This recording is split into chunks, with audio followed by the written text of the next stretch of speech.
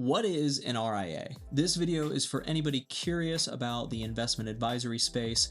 Maybe you're looking into a career at an RIA firm, or maybe you've just joined a company whose customers and clients are investment advisors. This should be a really great primer for you to help understand that landscape. My name is Jay Snall. I'm one of the creators of RIApulse.com. 7 years ago, I joined a technology company whose clients were wealth managers, and I didn't know anything about wealth management. I didn't know anything about wealth tech. So this sort of thing would have been really helpful for me back then, and I hope it's useful for you. At RIA Pulse, we are making market research and industry data about the RIA space more open and accessible to everybody, so let's get started. What is an RIA?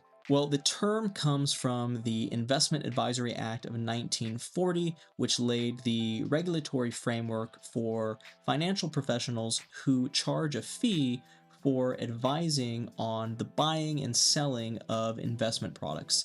They're different from stockbrokers because they have a higher level of regulatory scrutiny, and they are fiduciaries, meaning they have to act in the best interest of their clients. Oftentimes, RIAs will offer more than just investment advisory services as part of taking their client's whole financial picture into account. Generally speaking, any RIA that is managing greater than $100 million in assets under management must register with the SEC, but firms that manage less than that or some exempt reporting advisors might only report to the state regulatory authorities. I know that $100 million sounds like a whole lot, but in the RIA world, that's actually pretty small. Now, let's talk about the different types of RIAs. Everybody does things a little bit differently. Many RIAs blur lines, but at RIA Pulse, we classify firms into one of three broad categories, and those are wealth managers, institutional advisors, and asset or fund managers. Now, wealth managers primarily focus on individuals and families. That can range anywhere between your typical retirement fund all the way up to multi-generational high net worth and ultra high net worth family wealth. But the main distinction is that they're focusing on people. They might provide additional services like tax planning, estate planning, and they may even take on other lines of business with other types of clients, but their main focus is on individuals and family wealth. Institutional advisors advise large organizations, so things like college endowments, nonprofits, government entities, pension plans, and that sort of thing.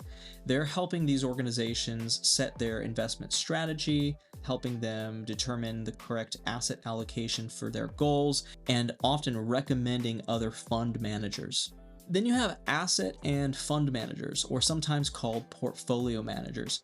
These are folks who actually create investment products. They might be managing a mutual fund or an ETF or some other kind of specialized vehicle, but the main thing to think of here is that they're really providing an investment strategy that is packaged and sold, often distributed via wealth managers or institutional advisors to the end investor. So these are the folks who are actively managing an ETF or a mutual fund.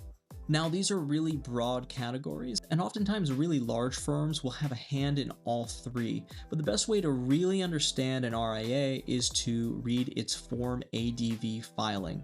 Form ADV is a mandatory regulatory filing that all RIAs have to submit at least once a year, though oftentimes more than that, and it has all kinds of information about their services, their fees, the specific business that they're running, their client demographics. It's really just a treasure trove of information. Now, you can access any firm's latest ADV filings by going to advisorinfo.sec.gov, but I'm going to warn you, these are really dense. You can only get them in a PDF format, and it's really not that useful for anything other than looking up an individual firm. That's why we built RIA Pulse. We've taken the latest and all historical ADV data, normalized it, and put it in this incredibly accessible web application where you can browse all SEC registered firms in a flexible and filterable format. We enhance that data with tons of great features like watch lists, recommendations, and historical analytics, so you can check that out for free. It's a really great resource for anybody in this industry. Well, that's it for today. I hope this was useful for you, and if you'd like to see more videos like this, go ahead and let us know by leaving a like or sending us a message letting us know what topic you'd like us to cover next. Thanks, and good luck.